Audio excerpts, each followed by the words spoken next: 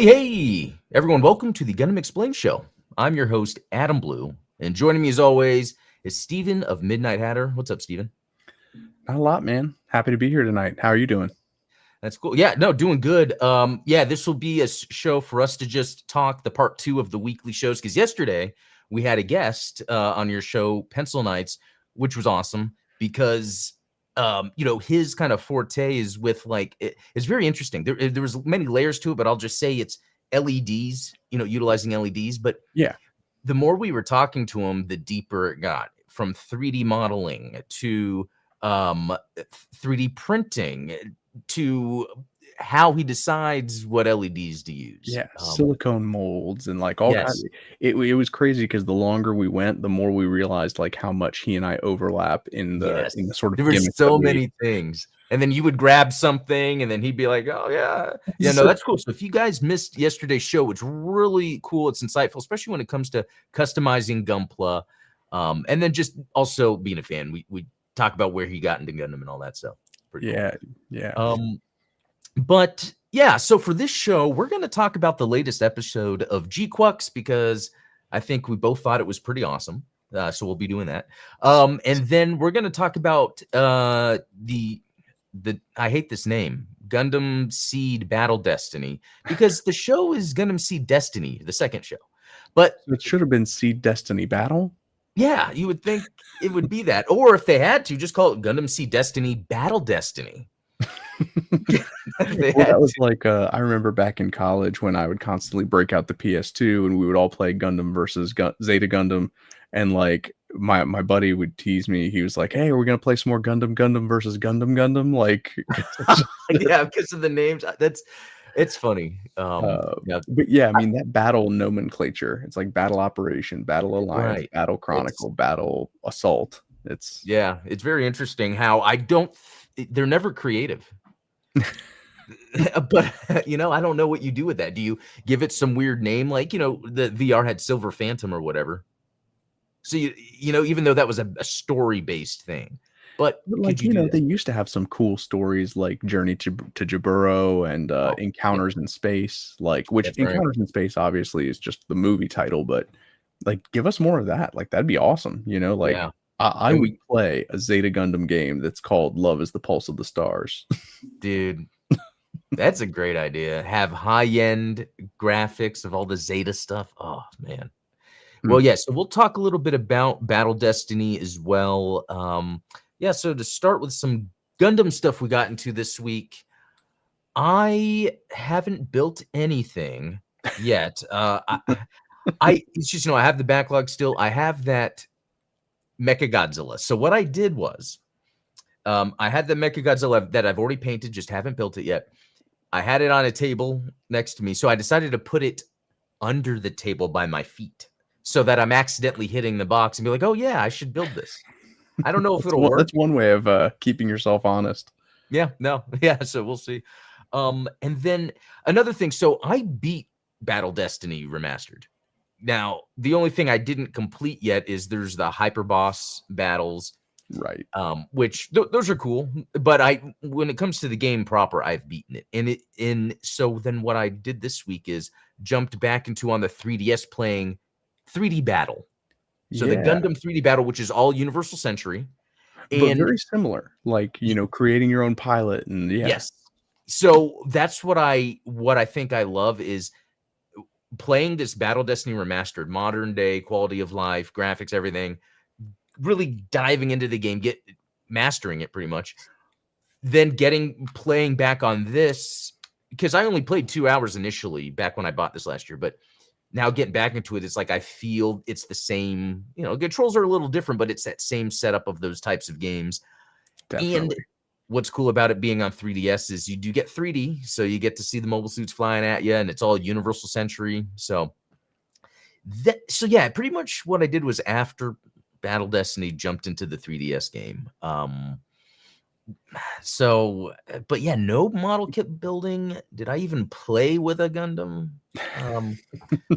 No, I think it's been very light. Your toys feel so neglected. I know they must. But I am buying a duster this weekend. I used to have an electronic one and it broke, so I manually do it. But for the delicate pieces, I need the powered one. Yeah, for sure. So that just reminded me another thing this week actually that kind of kept me is, I went to the dentist, but it was for a big deal because sometimes in my videos, maybe you guys can see there's like a little darker, a little bit. So I I went never and said, noticed "What's it. going on?" And it's bacteria that I have that could be affecting me in some way. But there's like nothing serious. But it's just that it could be. So they're having to do a deep clean because I haven't been going to clean, and I'm really saying this because I think it's important now that I'm, Now you got me um, feeling all self-conscious. well, so they have to they have to do 2 separate sessions. They already did one side, and then they're gonna do the other side because there's so much. They did the same thing to me where, yeah, and Oh, they like numb one side and it feels weird because it's like you got one side of your mouth feels normal wow. and then the other one feels all like greased up and numb. I know. But you know what's funny is how I don't know, how I've never really thought too much about my teeth on a video. I know I'm on these videos all the time. I think my bottom lip does a good job of like covering my teeth in general, so I don't really, but it is, I mean, I'll show you guys. There is some darkness, but it's easier if you look close because they did one side and not the other. You can see the The difference. color difference. And this is also something that makes me feel ignorant and dumb because like I remember for the past couple of years, every once in a while, I'd buy the whitening thing or the strips and then do that. And I'd be like, but you know what? It's not effective if I don't have a proper clean. So Very true. Very instead true. of building Gunpla this week, I had my teeth worked on, but I think it's for the best. So, Yeah, um, I'd say so. but would you say anything as bad as pulling teeth this week? I mean, Um, would you compare an infant to pulling teeth? It's a well, different kind of pain. yeah, usually I'm too tired to feel any pain, but like I said, I've mentioned that one of the nice things about G Generation Eternal being out and like having the Oh, newborn is that I'm playing a lot of G Generation Eternal, like while I'm rocking her to sleep, while I'm feeding, that kind of thing. So while you have beaten Battle Destiny, I've only played so much because I need 2 hands to play it. But with G Generation Eternal, I have maxed out everything, 100% of the game. And really? still, all of that work, and I only pulled one of that EX Zeta. So that's Oh my god, I mean, did you go through, like, After War and all the other I did after war. I Wow. did all the eternal roads. So like after you beat every story mission, you have like the advanced story mission where it's like, okay, now you have to fight like a super high level army of double Zetas, and so it's like, well, and what I love about those. So there's a lot of okay. Let me rewind. Yeah, So there's a yeah, lot of things I love about G Generation Eternal. One of the things is that one of your squads in the story mode always has to be from that universe. Because like in okay, G Generation Genesis, you could go in there with like a team of all unicorn characters and just mop the floor with all the 1-year war characters. But in right, Eternal, you have one team that can be the any team, and then one team has to be from that yeah, universe. And when you beat that story mode, you unlock the Eternal Road stages, which those are super hard. Like, you're fighting like 3 big Zams with 3 brow bows and 2 Zeongs or whatever. But you have to use entirely units from that series. So that means that not only did I 100% the game, like just using my Zeta team, but that means I also had to max out my aerial rebuild and do like the entire Witch from Mercury squad just to beat the aerial. I had to do the entire Gundam X squad. So that was like 2 X dividers, 2 Gundam Air Masters, all maxed out just to beat that level. I even did the 00 levels, believe it or not. wow, Just wow, miserable. dude, um, so I have a lot of questions. One, I will say I am so proud that you actually played through because I thought it was I felt like you would, get annoyed easily by its mobile stuff, but it seems you defied it because did you spend money? No. Holy sh Yeah. dude, that is cool. I That is was very diligent about like basically just logging in every 3 hours to make sure that I could do the warship cruise. would you say that you would have been on you would have been on time if you didn't have the infant? Your No, you youngest? know what? I would have not been playing as much because I would have been playing Battle Destiny Okay. oh, here, Nice. the Gunpla related thing. Oh, okay. Uh, What so ran to the hobby store this week with my daughter, with my older daughter. I think I posted on Instagram about it because she wanted to.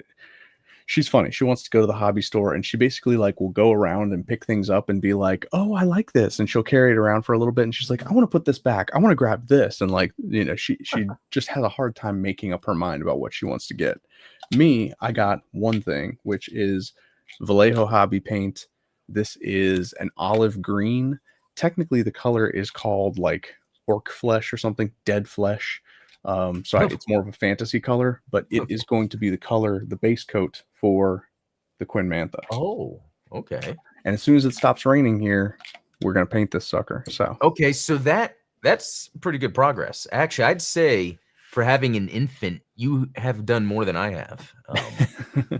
How well, cool. I try to keep busy. That's cool though. And then okay, so with G Generation Eternal, what did you bother like listening to any of the stories or watching the cutscenes for like Double O? It It's pains me okay. to admit it, but I did an Adam thing. I skipped all And the cutscenes. As um, much crap as I give you about skipping the cutscenes, I was like, nope, nope, nope, nope, nope. well, because I was I when you said you played Double O, I thought, okay, maybe you would have followed the story because I like Double O as a story. And so I thought maybe you would have picked up on some of that and been like, oh, wait, this is actually interesting. Um, Maybe I'll go through the gallery mode and just watch some of the oh, cinematics and yeah. see if I could. The, e- I don't know that I necessarily gave Double O a fair shake because I did fall asleep while I was watching it. So and typically, like I have a rule of thumb where if I fall asleep watching something twice, then that means I really can't stay awake watching it. So like the Dune movie, like the one that just like the Timothy Chalamet one, my wife and I tried to watch it. We both fell asleep. We woke up at like 2 a.m. and we're like, ugh. wow. Then we tried to watch it again the next night and same thing. So I was like, okay, so clearly Dune is not for us. Yeah. Yeah, I guess that does happen sometimes. So here's something funny. Um, well, actually, back to the Double O. Maybe that could be something you can, watch trying to, like you said, if you're done with G Gen Eternal and you're holding the baby, There we go. exposing to Just Double O wouldn't be the worst. There's worse, actually. Worse yeah. things to do. Well, I do know. So they did put out a survey for G Generation Eternal, the same way that they do for GBO2 sometimes, where like they just want some fan feedback. And if you did it, you got like 1,000 diamonds for doing so. So it was worth doing. Oh, okay. One of the questions, which I thought was very interesting, was do you think we should implement a feature that keeps your phone from going to sleep when it's on story mode? Because typically, like if you have it on story mode and you don't like interact with it at all, like you have it on like auto scroll or whatever, your phone will go to sleep and it'll stop advancing. So Does it's that maybe interesting that that depend was on the one of the phone? questions. What's Because I that? don't think mine does that. So it It doesn't go will to do sleep like during the a battle modes, but it does go to sleep during the cutscenes.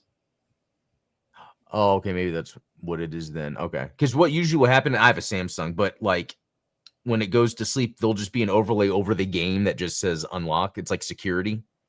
That's smart. So like I would have to unlock it. It's still going on underneath, but See, yeah. that'd be the way to do it. Hmm. Yeah, so I wonder if it's phone by phone with all that. I don't know.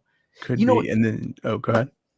Oh no, finish your thought because I'm going to change the subject Oh, based on one this. of the other questions was, should there be a function behind the MS dock? So, like, if when you go in your base, how they have like the MSs that you can have on display, like, should there be an in-game function for which mobile suits you choose? And it's like, yeah, well, of course there should. Yeah, I wonder if like if you have them docked, do they get a buff? Or if actually I don't know if you can do this already, but press on them and then actually like zoom in and out and turn them around. Yeah, something like that It would be seems like it cool. would do that, but yeah, it doesn't. Well, okay, so you were just talking about watching something, and that reminded me. after beating Battle Destiny, I went back to watch Seed episode 1 and 2 to 3 over the past couple nights, and it is bad. Like it's it has cool setups, but none of it makes any sense. And I think I need to make a video about it.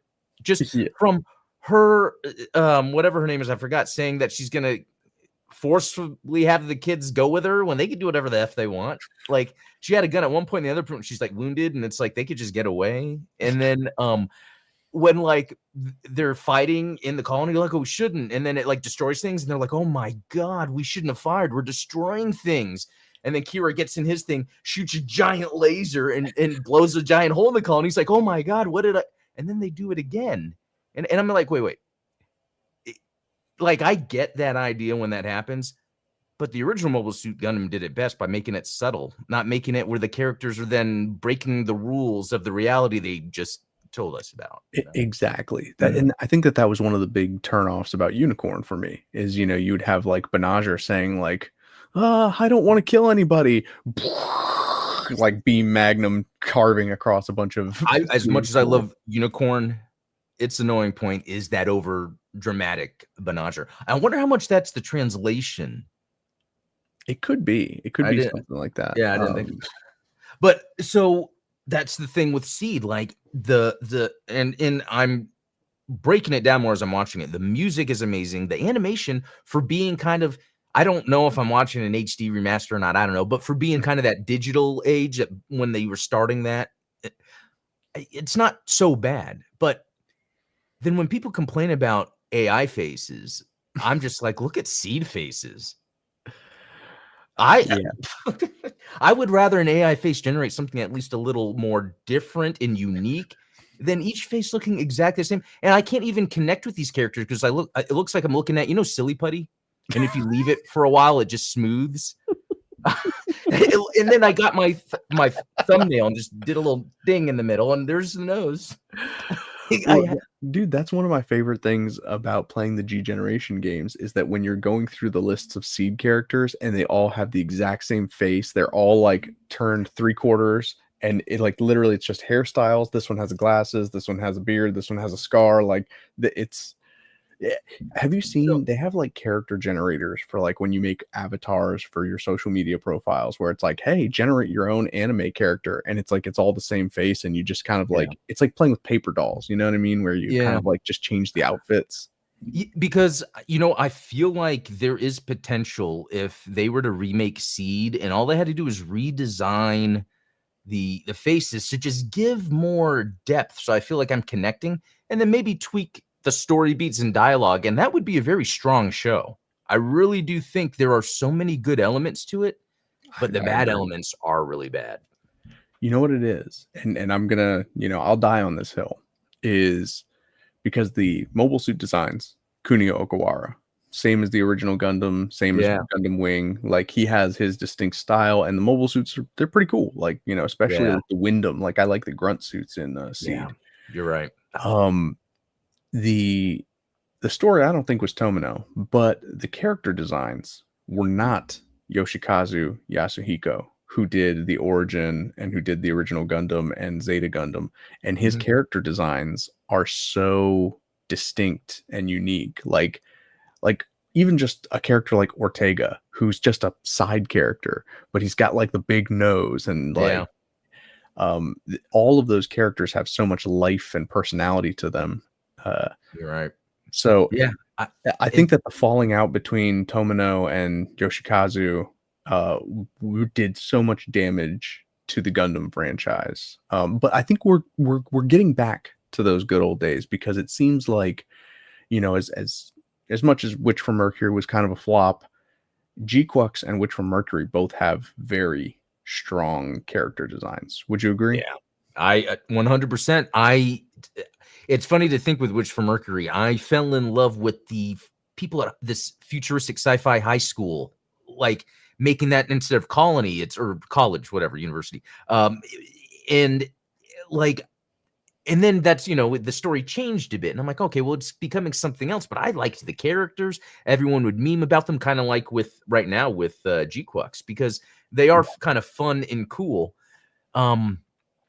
But and yeah, we'll get to it in a little bit, but you know, GQuuuuuX is going in a good direction, it looks like. And even though it didn't seem like it did with Witch from Mercury, I think people still like the characters away. There's some charm Oh, that's yeah. there.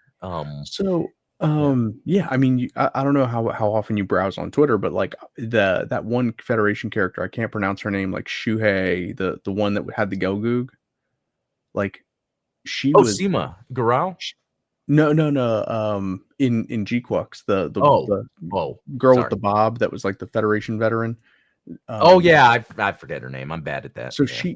she obviously, like, took the internet by storm, like, everybody she was, Oh like, an instant yeah. hit, right? And so much so that she was the first of, like, the series of GQuuuuuX characters again, so I know you probably haven't logged into G Generation Eternal, but, you know, obviously Machu and the GQuuuuuX came with the first, like, when you Yeah. downloaded the game. Shuji and the Red Gundam were the first event, and then every week they've been releasing GQuuuuuX characters. So like they had her, what she was one of the characters. Gaia and Ortega were two more characters that came out, and this week was Nian. Oh, okay. Yeah, I haven't logged in for that. I So might have to log do in that. and get your free Nian. I know I should do that. You know, it is cool. Actually, I wonder if we should just get into the GQuuuuuX conversation since we're there, because I think that's all I've got.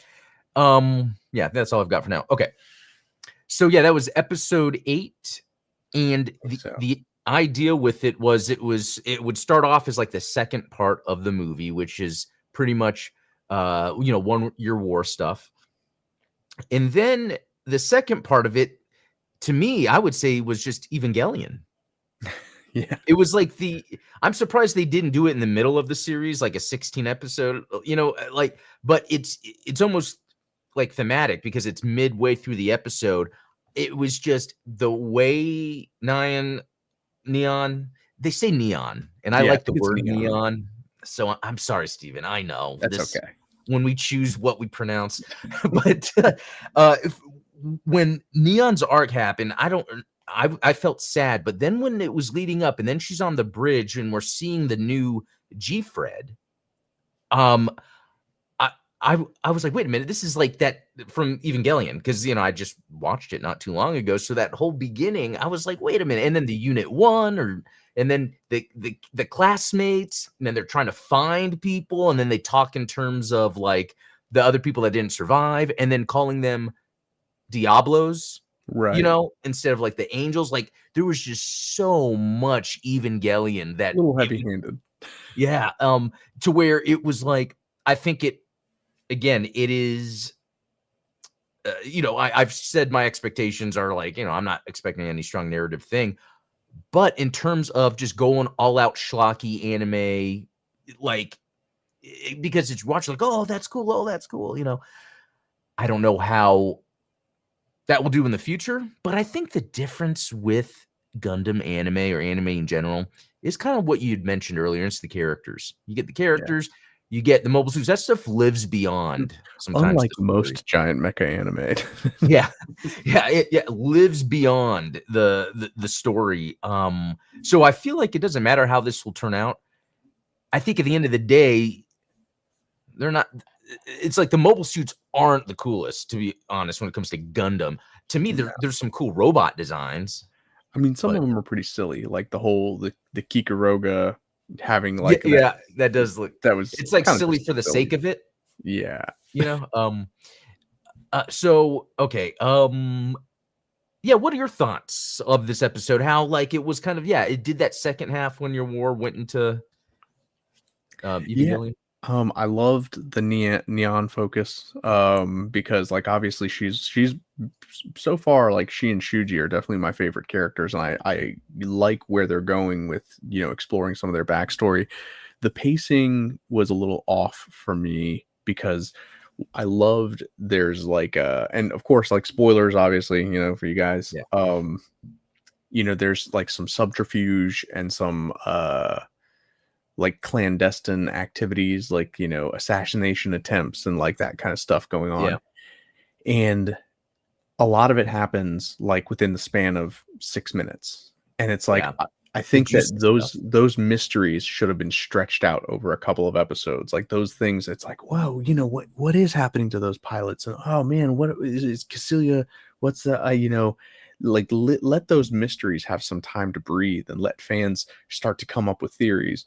Instead, it was like, hey, here's a mystery, and here's the guy that did it, and then Yeah. here's this, and then Cassilia does that, and it's like, well, I've you're noticed that sometimes, that sounds very familiar. There might be another Gundam that does that I complained about, but that's a very good point because I almost feel like, and I don't know why House of Cards came to mind, but it's a that great example, structure, yeah. I feel like you could do something like that within the Zabi family. I mean, Xeon, sure, but the Zabi family, where you can have it where the stories are more based on that because they're already doing that here. It's just I feel like then they're like, oh, but then we have to have kind of the modern style anime with the cool techno and even though that's fine, but it's like, oh, we have these two cool things. Not one is done all the way. Yeah, and I think it's a question of bandwidth, right? It's like when you try to do too much and you're trying to pack so much into the show, then none of them get executed very well. It's you and I talk about it all the time with the Flash movie, where it's like Oh yeah. if they had done just like a schlocky cameo fest, then that would have been awesome. Hmm. Or if they had done like the pure Flash movie where it's like, man, this is a heart-wrenching story and like, then that would have been a fantastic movie. But when you try to like do both, then neither comes off particularly convincing. Yeah, and that even makes me think too, especially depending on how much how much context you have. The reason I loved episode 7, the Titans episode or this Yes. Zeta episode, like because I love Zeta so much as a Gundam fan. Oh, that I loved it. But what if someone's a huge Gundam fan and they haven't watched Zeta? Or they have and maybe just haven't watched it enough and don't recognize the music or so it's like you can get so totally different experiences. Yeah, or I mean, even episode 8, like, can you really appreciate it without having watched Evangelion?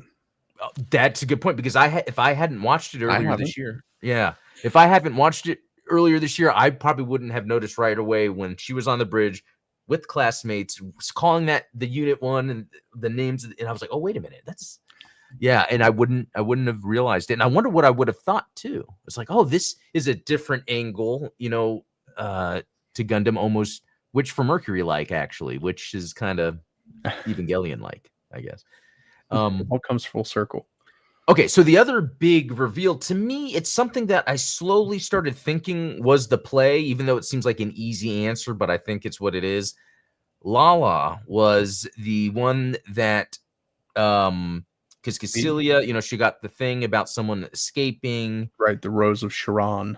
Yes, and then which is cool. They remember that, and then in the asteroid, he meets up with someone. The Zeknova happens, and then we see where there's like the back of her, like on a swing on Earth.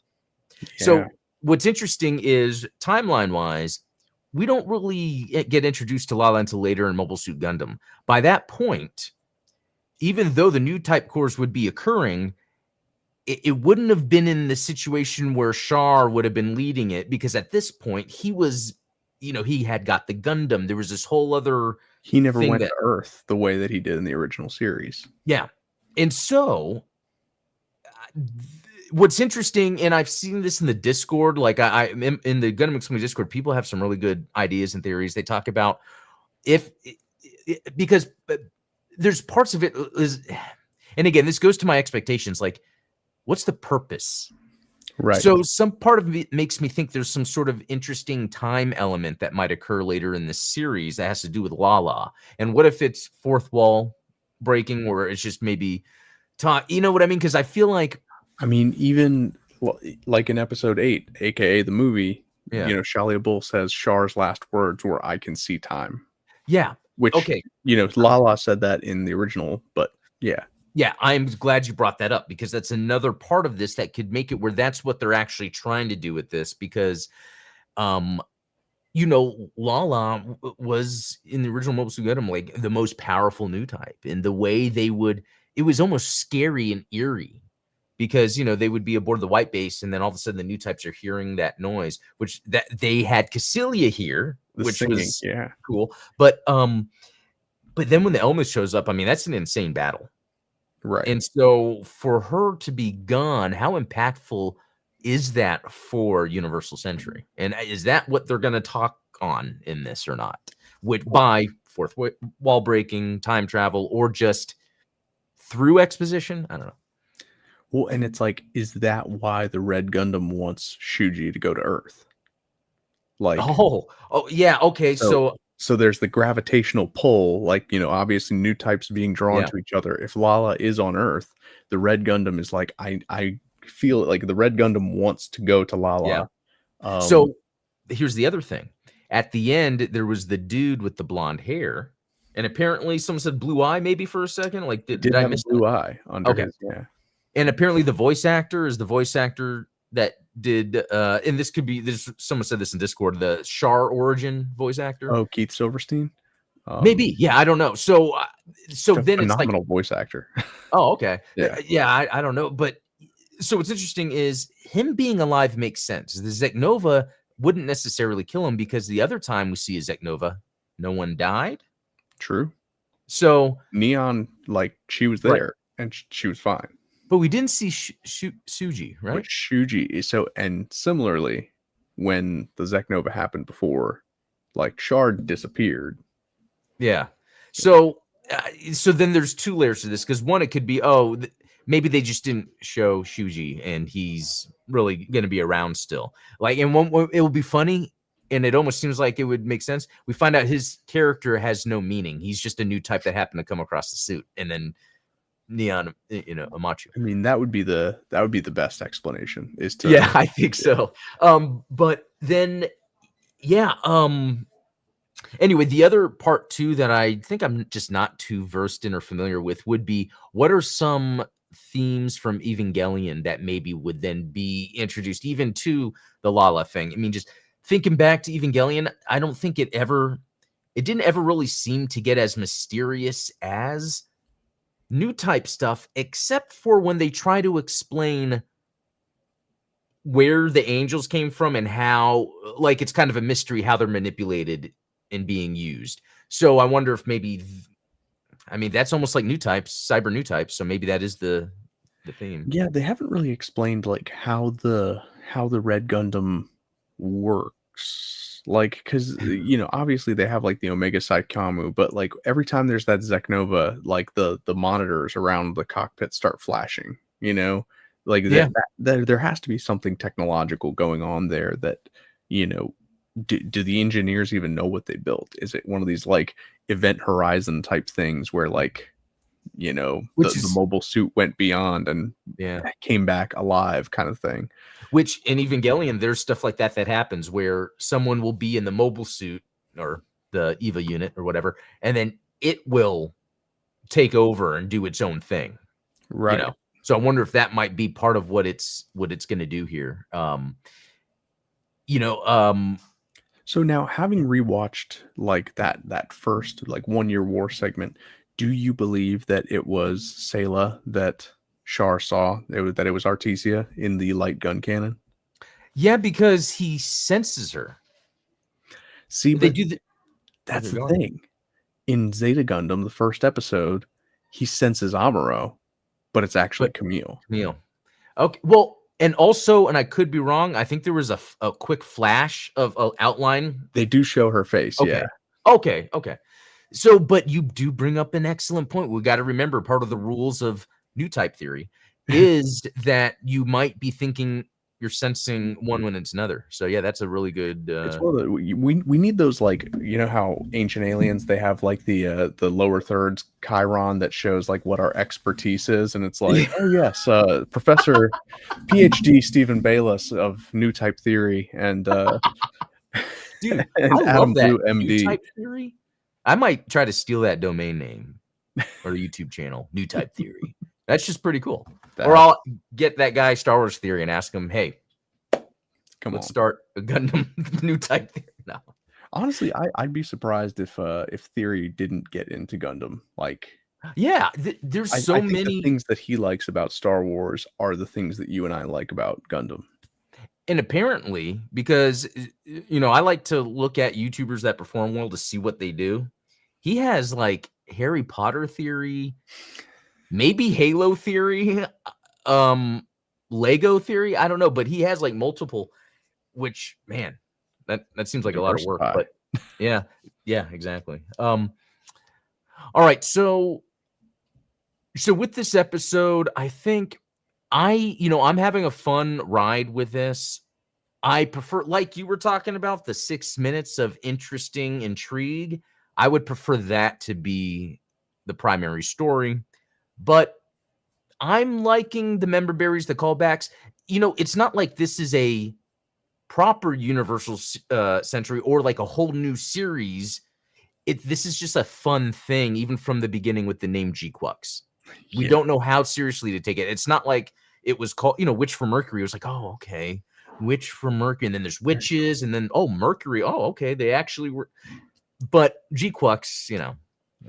Now, so I don't know if you saw that, but like there's the whole thing circulating on Twitter about like, Quux and like the G Fred. It's all like a mathematical reference. Yeah, I saw some about that. That's all stuff that's way above my head. Like I Yeah, don't, same here. But apparently, I guess there's following but I guess it's models. a math joke is essentially. Oh, it's a mouth. Oh, okay. Well, I wonder if that reminds me, and I don't know if I talked to you about this, when Bad Religion would write lyrics, they Yeah. would purposely look in the thesaurus for the biggest lyrics. And so it wasn't naturally like, look what I did. Although I love Bad Religion. I've seen them in concert probably more than 10 times. I've been in the front mosh pit multiple times. Love that band. That is When awesome. when they got their drummer, um, amazing drummer Brooks Wackerman, because I like drumming. He changed Bad Religion. It made them faster. Now sometimes bands get slower. He made them faster. It was perfect. Okay. Okay. So I'm trying to think, was there any other little lingering threads from this latest episode? Oh, real quick, just mobile suits. Were there any new mobile suits introduced other than that Unit 2? I don't remember. Okay. Well, and No. to be honest, I don't think that design is interesting at all. No, it Okay. doesn't have a face, right?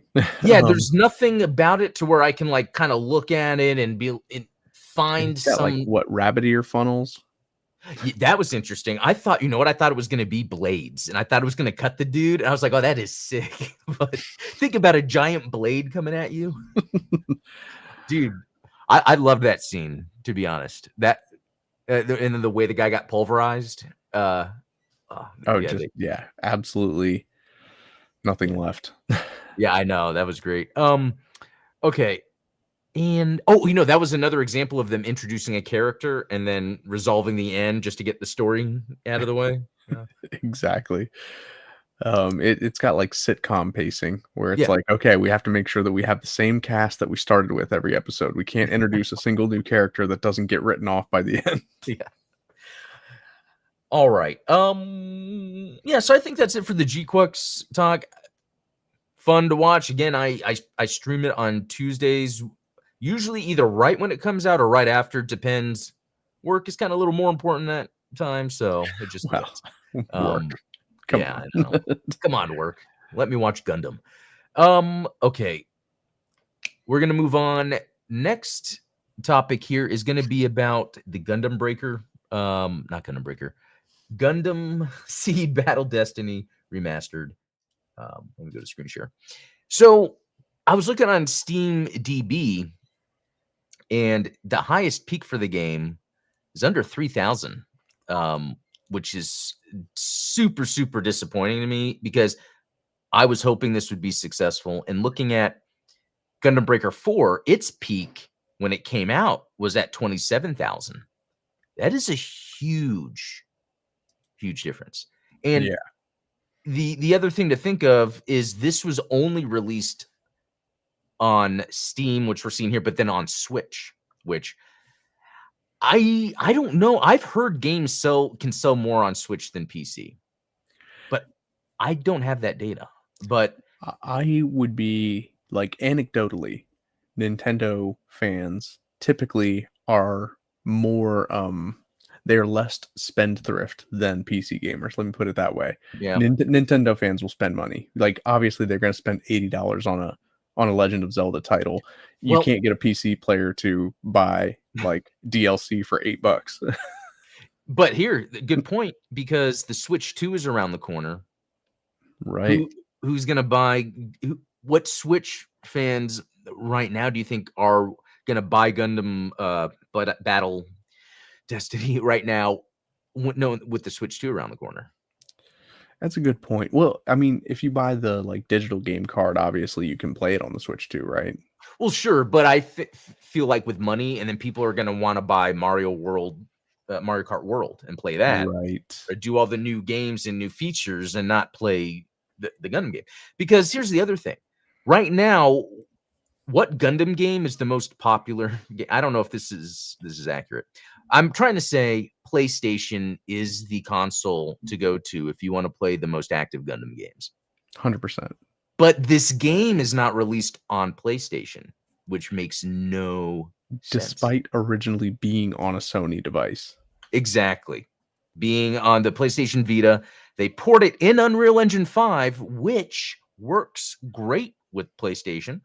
I was gonna say, I mean, the one of the key benefits of using Unity or Unreal Engine is the ability to easily, well, I don't want to say easily, but more simply port between different platforms.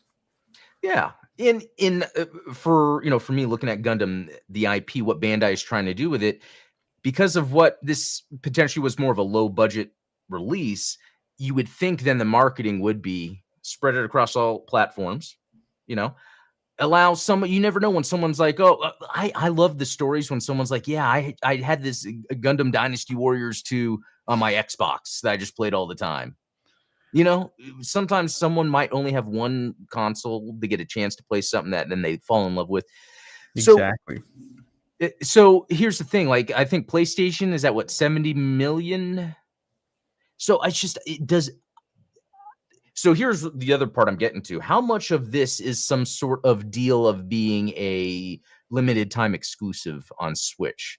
Because it's also on PC, it makes me think that the Switch thing is an exclusive. And I feel like it's weird to be an exclusive unless Nintendo's plan was to have an exclusive console game for the Switch 2 launch. So part of me Interesting. thinks, yeah, it could be Nintendo was like, "Hey, Bandai Namco, we want to get some exclusivity so we have more titles on Switch 2."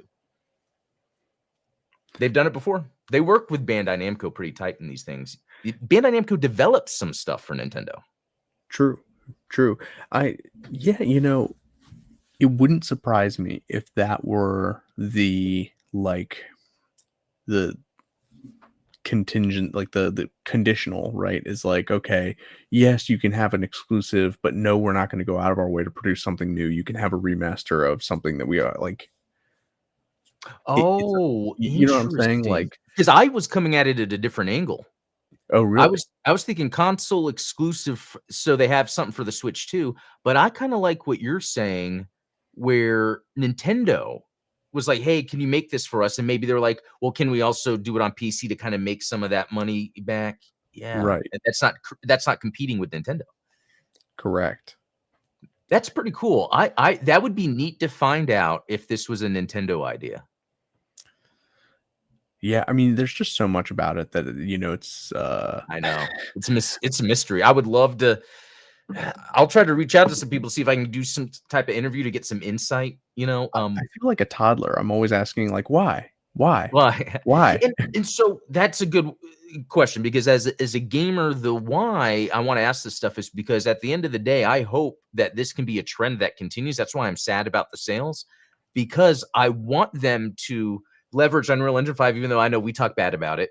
But this is a scenario that using Unreal Engine makes perfect sense for a IP. With Yeah, like EA and all these companies, we talk about engines, custom engines are going away, and it's cheaper to be able to hire someone that knows Unreal Engine 5 because more people know it. So exactly. if this gets our Gundam remasters out, I'm all for it. And who knows? Maybe this is just a proof of concept. Like, if they were, because they've been doing a lot of Unreal Engine stuff, right? They did the Fortnite Requiem for Vengeance expansion. Requiem for Vengeance itself was done in Unreal Engine. Uh, Battle Alliance, the SD Oh, game, that's right. Unreal Engine. Yeah. So like, there's a lot of things going on in Unreal Engine so far, and maybe this was less of like, hey, let's make money on this particular title, and more of like a, is this proof of concept even worth doing? Like, can we go from A to Z on this platform and execute it well? Dude, I like that idea because of the relationship Nintendo has with Bandai. It makes complete sense that they would work with them internally to be like, hey, let's And I work on don't know something. contextually. I mean, like, I know like 2900 is not an ideal for any video game, but like contextually, is that, can you think of any other like double A games that are based on an anime franchise that exceed 5,000 peak users on Steam? Like, is there maybe like a Naruto fighting game? Like, I Uh, don't know. I don't well, know. let's see. Naruto, and I even spelled it wrong because I don't know it. Let's see. 8,000. So when we talk about numbers like that, and I don't know anything about Shippuden and like, Yeah, how that's the the, thing. But still, compared to Gundam Breaker 4 did pretty good. yeah, Gundam Breaker 4 way outpaced this. So like, when you put it in that context, is 3,000 like a decent number for what they were expecting? Yeah, and I love that we talked about this, Stephen, because I think it really does highlight the possibilities of what they're trying to do. And so then here's the thing, if it is a timed exclusive, I would hope it would come out on Xbox, but because what's the one that didn't come out on Xbox? Breaker, yeah, Gundam Breaker 4. I don't know why I That's the keep one. forgetting that. Yep. But SD Gundam Battle Alliance did. That's the weird thing there.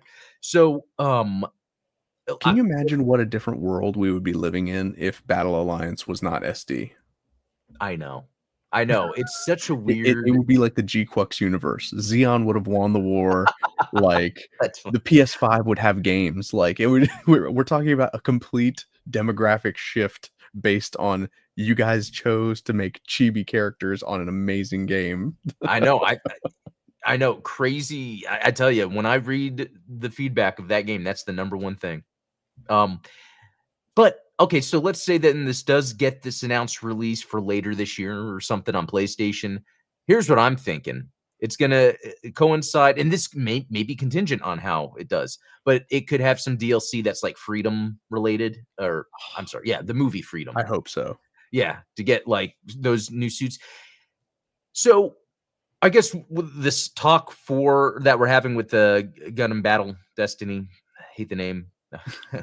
Always have problems with it. I wanted to talk about this because I like this game a lot and I want it to succeed. So that being the case, I want to talk about why I like it so much. My review's up if you want to check it out. And Great review. just real quick, I feel like it plays like, it's funny. It plays like a classic 360 era or Japanese type of third person action game, but refined by the experience that team has and working with Unreal to really make it feel good. It's very easy for something to feel janky, but these guys really made it feel good, especially as we talked about modifying the controls to make it play. How did you Yeah. modify the controls? So I basically tweaked the controls to where it plays more like an old school Gundam Versus, where you use the east button, so circle on PlayStation. I guess it's, what is that, A Oh, on B. Switch, B, B B on Xbox. Oh, B on Switch. That's right. Xbox. Switch. Yeah. Yeah, I hate that the Switch and the Xbox have the Oh, letters didn't we swapped. talk about saying north, south, east, west? Yes, Okay. So yeah. that would be So the east. east button, yeah, There we go. east button to lock on Problem solved. is like classic Gundam Versus, and then like the north button being the melee attack, the west button being your primary firing. So by doing that, it made the game feel a little bit more native to what I'm used to with Gundam games. Okay, and likewise, I did it where I made it where the left and right triggers were the sub and the primary. Very Um, nice. right thumbstick click in to lock on instead of RB. And I So you was dialed it in more like GBO too. yeah, yeah, and I even to go to also classic, fighting or action games, X is the melee attack because that's just so Yep. comforting to use. Um, let's see. Yeah, the controls, getting the controls down and then playing it's so fun because then after a while I'm realizing, oh, I'm just like murdering because it's just the controls are that fluid once you get it locked in and they can just go around and have fun. And there's some times even early on where it seems like there's a difficulty spike. And I think that's because the game's trying to tell you, hey, not only do you want to level up your suits, try some different suits, but also um get good. No, Well, and there's use your AI partner, like, yes, yeah, it's so um, helpful. which So is helpful. unlike any other, because like Battle Alliance, 0081, like Gundam games are notorious for having terrible allied AI. Right. They're there just to make it look like you're with a squad. Yeah. Right. Yeah. But yeah, Um, you're right. In this, they really did nail it. And I remember my tips video I talked about it's good to use, but then in practice, even later on, I would use it in a pinch as like a quick diversion where I'm like, oh, I'm about to do my super, and I can probably, if this guy starts attacking this, because what you do is if you mark it and then you switch to range, they'll go and do range, they'll go and do melee. You can give no orders, and sometimes I've learned, especially later in the game, no orders is pretty good. And that's what I'm trying to say. Like I'll have no orders going on, and then I will line up how okay, I want to use my super. I want to line up the guys, so I'll have my AI start kind of engaging them in a way to line up this. I end up just using the strike freedom maxed, and then I just like I mean, it's understandably so. fun. Now, how did Oh, you feel about the pacing of the game? Like as far as gameplay goes, it's faster than GBO2, yeah, obviously, but it's not quite as zippy and floaty as like as one of the modern Gundam Versus titles, right? yeah. I would say this is in terms of an arcadey style Gundam game. I like this type of gameplay because yes, it's not the hardcore mech style. Not necessarily need to be a hardcore mech, like where you have things kind of scaled back, but Seed is known to kind of be a little more exaggerated. Right. And I think it fit too, especially early on. Those early suits are a little bit slower. I love, and I don't know if I brought this up, and it's like other Gundam games. When you press the button for the other weapon, they put the weapon away and take out the weapon. So I think that adds to that deliberateness of like when you're fighting to know the time it's going to take between switching weapons. Um, Yeah. yeah, Yeah, I think absolutely. it worked out good. Other areas. So in the review, I have a screenshot of the freedom because I think a lot of times you can use if a game has space like outer space, you can kind of use it as a way to see what they're doing with the lighting engine because you would have the very harsh light and then you would have that like contrasty shadow. And I saw that very well. I had the strike freedom turn just a bit to where the sun would be on the other side and they nail and see that's the thing. This game isn't like it's a graphical masterpiece, Yeah. but there's enough attention to detail there to make it pleasant to play. And that's the beauty of Unreal Engine is Yeah. like the lighting systems that are native in the engine are just easy to work with. When you're working with either, proprietary engines or Unity, getting those lighting settings dialed in, you can't get that kind of dramatic lighting as easily as you can in Unreal. So even just using like the old school textures from the PSP, like you can still get that harsh lighting and like the Yeah. contrasty pop from the Unreal lighting engine. Yeah, and that does yeah, that does remind me of like how the graphics do look because Unreal Engine and typically we've seen this a lot where these developers will have like the realistic assets all throughout the world and then they design the character. Yeah, Very easily in this Gundam game could they have just used, realistic assets, but they went ahead and made their own textures for everything, given it that art, design. which is great. I mean, Yeah. it gives everything a nice consistent sheen. Yeah. Because it's interesting, like playing a game like Black Myth Wukong, when that came out. Like I love the design of the character, but the world is that, and they did, when they did that Halo remaster sneak peek in Unreal, you can tell it's just like the whole world looks real, and that's not as interesting or fun anymore. We've lost that sort of the art of it. And again, it's not any different than like, the AI complaint here, because with these assets, it's like, oh, I have all these realistic assets. I just took a picture, throw it up.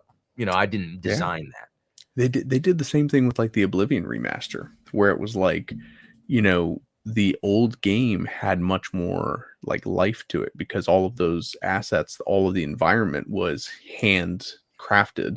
But then like the newer version, it's all like, that faux realistic where they're just trying to get it as close to real as possible. But then when you look at the characters' faces and you're like, well, it's interesting you said that, because so Days Gone got an update on PS5 and I think on PC too, or maybe it was already there, where they changed the lighting so at night it looks like it's nighttime.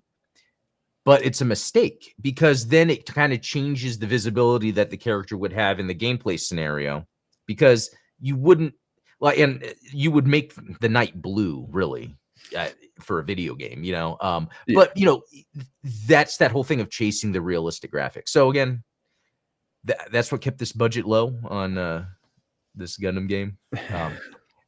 Okay, let me ask you, what's the one title you want them to remaster? Come on. Yeah, I know, Gundam for Zeta Gundam for sure. Which is a good idea, because modernizing that, I think the way the level setup is, especially with the story, it should be a fun time. And then, I mean, same thing where it's like, if you're going to do DLC, just add more mobile suits. Yeah, exactly. For me, it would be Missing Link, only because it's kind of cheating and it has all the other games already. That is a good, yeah. I saw someone in chat bring up a Zeonic Front too, which I think that would be a okay. That's a good idea, right? Because you would think if they remaster it, they want to try to retain that tacticalness, right? Which would be, I think that is what they, even if they're making these other games, they need to get out that sort of tactical, simmy kind of Gundam game. I think that's what's missing, like in the current ecosystem of Gundam games. Like we have some arcade games, we've got the PvP gacha in GBO2, we've got the mobile game. We don't have that like true tactical game. Yeah. Yeah, they need to do that.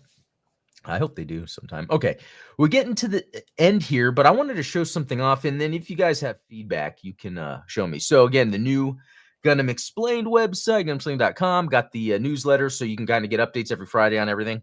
But I've added this little trivia, and I'm actually blocking it on screen. It's up in the top. But it's a Gundam knowledge game. Now, it's very rudimentary, but what I want to do is you can log in and have an account.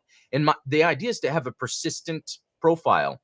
I'll try to make more quizzes, update them, and to give people badges, something to feel unique, to feel like it's almost like, hey, you can come in here, do a quiz to maybe gain Gundam knowledge, but then also have a badge to show. Microsoft does that with the knowledge badges. Like, oh, you've learned AI fundamentals. Here's a badge. Dude, let's design some badges to like, some rank badges. Yeah, I think that would be really cool. And then like even badges that would be like, something as simple as UC.